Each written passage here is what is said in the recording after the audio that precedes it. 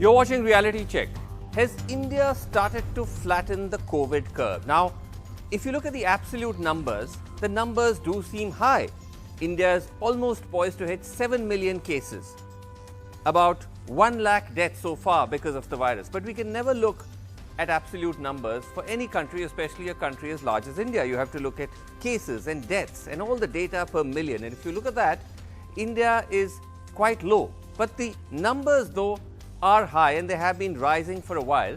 So why is it that now there's a sense that perhaps we are finally starting to flatten the curve? Here are some of the reasons why people believe that there might be a turnaround. The first reason is that the R value, now the R value is how many people does one infected person infect, that has fallen below 1. That means one person is infecting less than one person.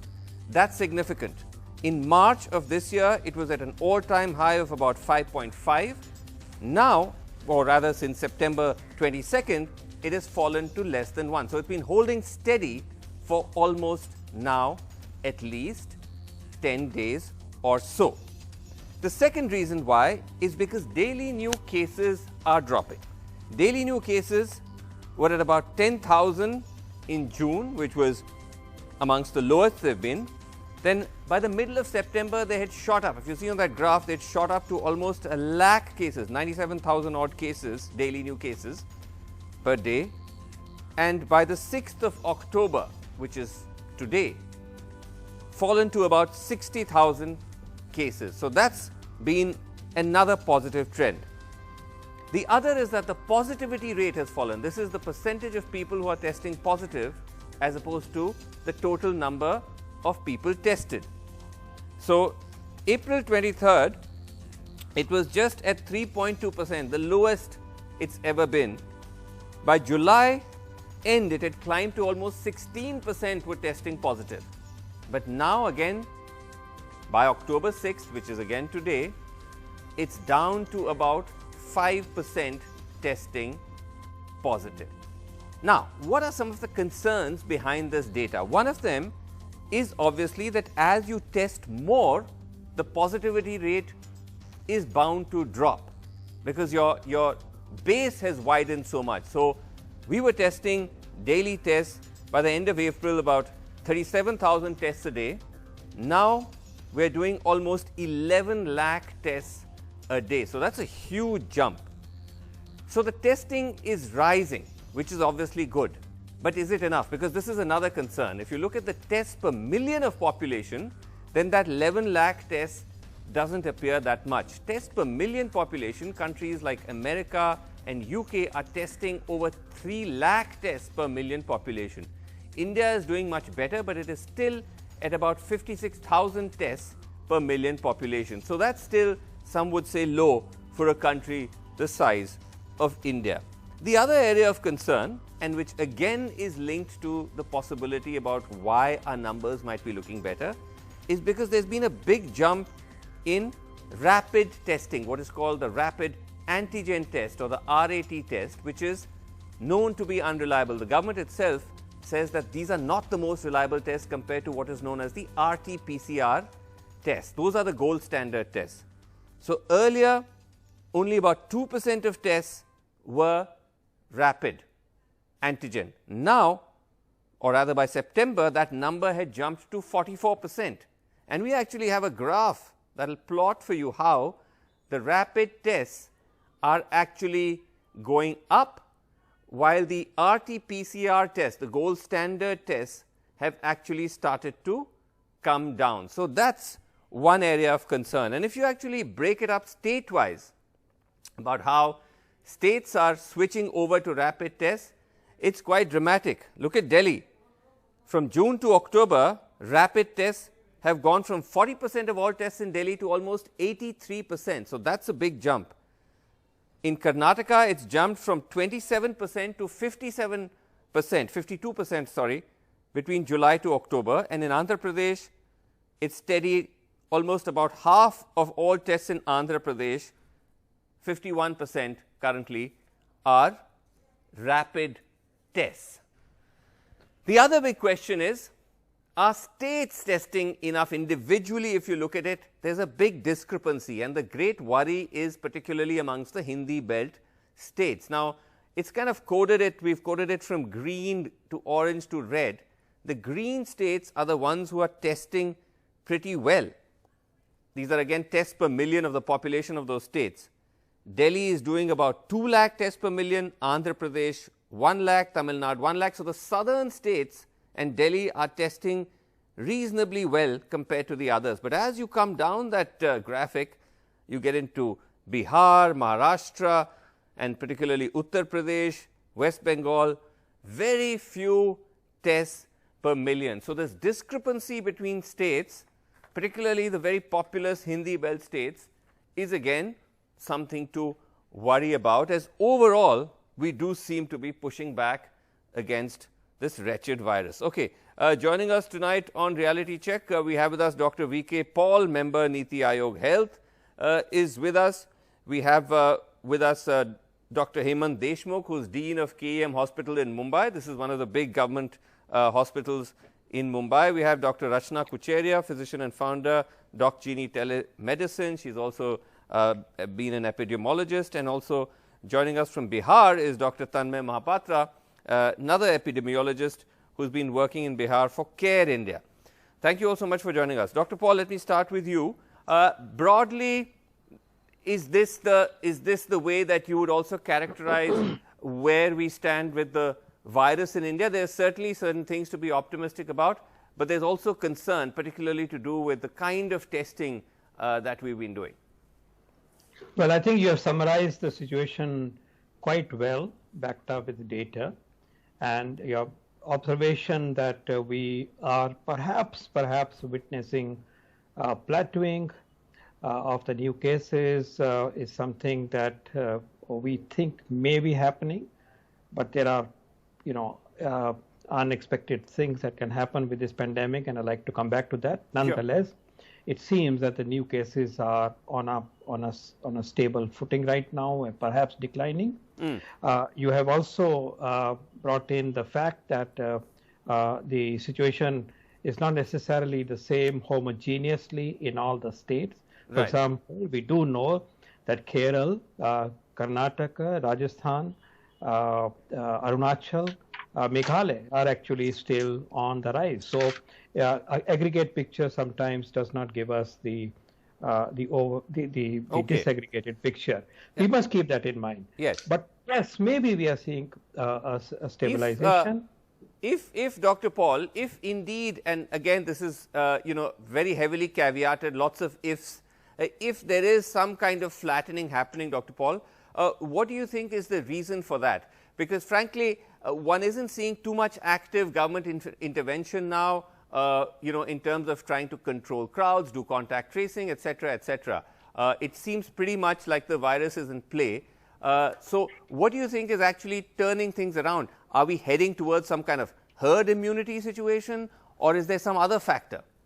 Well, first and foremost, herd immunity, the way we know it, is far away. We had a sero survey nationwide very recently, and if you extrapolate that, even now, I guess more than 85% to 90% people are still susceptible. So that, I think, is not something that we may keep in mind. But definitely remember that our current stage of pandemic is in much more dense areas where sero prevalence could be a bit higher. And yes, that does put somewhat of a pressure on the virus. But the notion of herd immunity is clearly far away. So what else do you think? So what do you think is prepared. What do you think is then like working for us? Or what could be behind this flattening? What are we doing right? Well, I think first and foremost, because the pandemic, as I was saying, is localized to dense populations, urban dense populations, there is a combination of factors of a certain behavior of the people, which is now reaching some kind of an equilibrium, which of course is not ideal. We need to come back again to that story because so much more needs to be done. Right. Our containment measures are there. And suppression of the virus continues to be a strategy. But also remember, there could be a change in the temperature in October month, which change in humidity, post monsoon. We may have to keep that in mind. And again, as I said, that the virus does stabilize even in other situations before. It has happened before, that it doesn't have to be a huge number of people who have been infected, and this has happened in other countries. Right. The point is, I'm concerned that this should not put the people and all of us in any state of complacence, because winter month is coming, and winter is bad for the effects of viruses, which are respiratory viruses, flu-like viruses, and also festival season is coming, and therefore there is absolutely no room for complacence. We will explain why this has slowed down. That's true. In due course, but I think I'm very, very concerned for the next 4 months in particular, and I would say 6 to 8 months in future. I completely agree with you, Dr. Kucheria. What is concerning you? I mean, even as certain numbers seem to be getting better, but what is worrying you, if at all, about the virus? Absolutely. Thank you for having me on the show, and I think it's very timely that you did this today, because these reports are coming in all sorts of media, even in vernacular media. Data is being interpreted in a way that perhaps there's a slowing down, or even so far as to say that that we may have hit the peak and we may be now dipping under that. And we have to be very careful with the messages that we're sending out to the public. I will reiterate what Dr. Paul just said, that we cannot get complacent, we cannot get comfortable.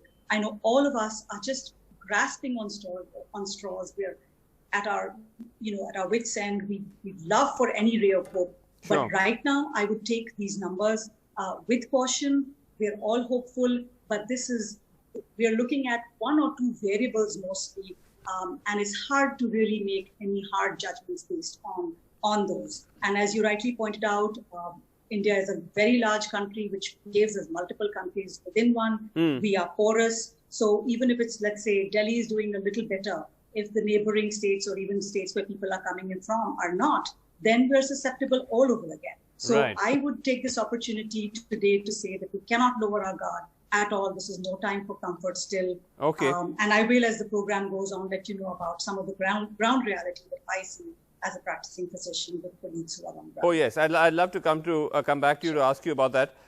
Let me just go across to Dr. Deshmukh, Dean, KEM Hospital in Mumbai.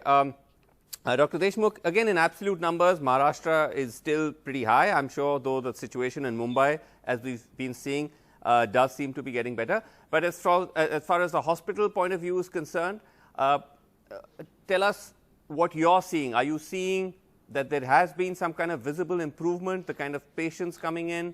What's the ground reality you're seeing? The ground reality that I saw today, visiting at least 4 COVID jumbo centers in the city of Mumbai, at least 25 to 28% of the beds are still vacant, and we have a bed strength of something like 14,746 in the city of Mumbai or municipal corporation.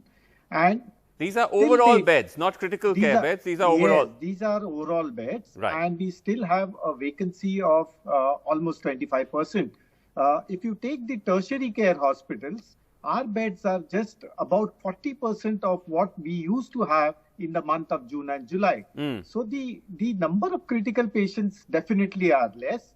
We are testing more definitely, and hence we are trying to increase the the denominator. And the more number of tests that you do, 80% of them will obviously be pre-symptomatic and asymptomatic. Sure. So all these patients would be either segregated or isolated into the COVID centers. And most of the COVID appropriate behavior that the citizens of India are actually adopting are making them less vulnerable to infections which are being transmitted by an index person. But your own hospital, KEM, is your ICU, your COVID ICU, is it full? Is it not full? How is it? I'll tell you, the 4 tertiary care hospitals in Mumbai, that's the 4 medical colleges that have critical beds and ICUs, we are at least 7 to 8% vacant of a critical bed. Okay. And most of the oxygenated beds are occupied. But the turnover of patients, that the number of average stay that they have within the critical area also is decreasing over a period of almost 6 weeks. That's good. Yeah. That is good. From a time when it was, you were all completely overwhelmed, that is an improvement. But again, lots of caveats that this is not any reason to be cautious, to be imprudent, to be, in fact, we should be cautious. Dr. Mahapatra, you know, Bihar, I'm particularly interested in because, number one, tests are very poor. Testing is per million is amongst the lowest. So the actual numbers of positivity we don't know, is still a bit of a question mark. And number two also, Dr. Mahapatra, you're heading into an election. So there's that worry as well. So first of all, regarding your concerns regarding testing as well as election, these are not the only concerns here. There are also concerns regarding festival and all of the stuff coming up, as Dr. Paul iterated. Yes. And for that, all the system is taking care of all the arrangements to ensure that we should not be complacent about anything going on. And here I want to actually add one point to the previous discussion, that there are concerns also right now regarding understanding about three factors. One is, what are the long-term complications of so many cases that we have seen, because this disease actually is fooling the whole system for long globally. Yes. Right now, we are actually more than a year already, and by that time, we are not really sure why all the epidemic curves are doing the same. So it's not really about having election or having festivals coming up. It's about as a whole, but because just one, we have seen. Of course, but just one quick question. Why do you believe that Bihar, and Bihar is not alone in this, but why particularly in Bihar, because you are in Bihar, why is Bihar not testing more in your view? So all the things depend on the health system capacity, arrangement, prioritization, and other stuff. We have to also ensure that it's not only testing. The testing numbers are not always, as you have mentioned a few minutes before, that the denominators are very important. So it's basically strategy, and the strategy based on which the testing is being done. You also mentioned that it actually started from 1 lakh at the uppermost point of your scale, and it was 30,000 at the lower point of your scale, and the numbers that you had shown, that was nearly 60,000, which was for Bihar. So basically, it's actually the midway, and where we are actually seeing this, we have to understand that there are other health system issues also actually need to be taken care of. Which are playing. Dr. Paul, I wanted to ask you about rapid testing. Now, is there any way that states can be sort of, I know this is, I think the Prime Minister himself, I think, indicated this, but the fact that so much rapid testing is happening, it's really on the rise. What is that a worry for you, and what, you know, how would you address that? The rapid antigen test should be seen as an epidemiological surveillance tool. It is not to be seen as making a diagnosis of symptomatic cases broadly. That's one separation we should make. But if you follow I don't know if that's happening. I mean, I think a lot of states are treating it, you know. I agree with you. Yeah. And I think that needs to be corrected, because the Honorable Prime Minister brought up this issue. The point is that the ICMR's guideline on a negative rapid antigen test should be followed. That if you are symptomatic, then you go for an RT-PCR test. Once you follow that guideline, then it is a great balance, because there is an ease of usage of the antigen test in large populations when you're doing a house-to-house survey in a cluster or a containment zone. So it is a very balanced strategy. And remember, you know, having rapid antigen test has brought, you know, dividends to us in significant ways. And an eminent example has been Delhi, but then that's the way it has worked in other areas. And you have somewhat of a comfort today that even when you use it, situation is not out of control. And when you put this in conjunction with other points that you made, it seems that this slowing may actually be real, because even other parameters are indicating. So it has a use. It should not be seen in isolation. But it does have a very quickly, because we're running out of time. Dr. Kuchera, you wanted to share with us, I mean, apart from the data, ground reality of what you're seeing. Yeah. Sure. I'll speak about Delhi because that is where my practice base is, and a lot of colleagues who practice in the hospitals and ICUs. And unfortunately, there is no letting up in the ICUs. And I'm particularly talking about the COVID ICUs. They are full. And in fact, a few of them also told me that patients are coming in late. Now, whether this is because they're coming in from outside Delhi and so there is a delay in care, that I cannot comment to, but this is what is happening. Also, GPs, practitioners who are in communities where they, where it becomes like almost like a catchment area are telling me there's no letting up. I myself see patients and a lot now on telemedicine. About 10 days ago, it was really, really busy, but other practitioners are telling me that there is no letting up. Fever, cough cases daily, and they're getting them tested, and they're all turning out positive. So, so that's the ground reality. I see. So that's something which is okay. So that's significant. You're saying that in Delhi, COVID ICUs continue to be full. They're not. It's is that right? I mean, right. That is right. And my information comes from the private practice setting. Mostly, and so those ICUs are still full COVID ICUs. Right. There may be some letting up, I have heard, in the ward areas, as they call them. There are some beds available now, as opposed to maybe a few weeks ago. But in terms of many practitioners that I spoke to, there's no letting up on the number of cases that they're diagnosing daily or in the ICUs. One or two did say that where they do rapid tests on ground for, let's say, everybody who walks in the door of that OPD, maybe they're seeing a small dip. But then we also spoke about some of the problems with the rapid test. However, it is essential as well, I agree. Very absolutely. Last word, Dr. Paul, if there's one thing about what's going on that worries you, that you'd like to either tell people or you think is something we should keep an eye out on for, what would that be? Well, firstly, remember what's happening in Europe. There is a clear-cut second peak in most countries in Europe, and the number of cases are higher than the original peak. I think the viewers should listen to this carefully. Being over with one peak or plateauing one peak is no guarantee at all that other peaks will not happen. It happened in Delhi, and of course, we are still, trying to control the second peak. Second, we must clearly emphasize the need for wearing masks, social distancing, and hand washing. Coming festivals, please make sure that this time mask wala Dashera, mask wali Puja, mask wala Diwali, mask wali Eid, and mask wali Christmas or New Year. I think that's ये बहुत very ही important. जरूरी है, हाथ जोड़ के विनती है. Please don't take this virus for granted. This is a deadly virus.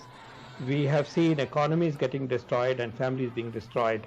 Plateauing is good. I hope it is real. I hope it is stable. Right. But then we can fritter away these gains in the coming festival season, which could be super spreader events. Okay, that's very important advice from you, and I hope our viewers are listening and will follow this, because anecdotally, when one goes out, one really sees guards being let down. So please listen to what Dr. Paul said. Very important advice from him. We're completely out of time. Thank you all so much for joining us on Reality Check and for watching. Good night.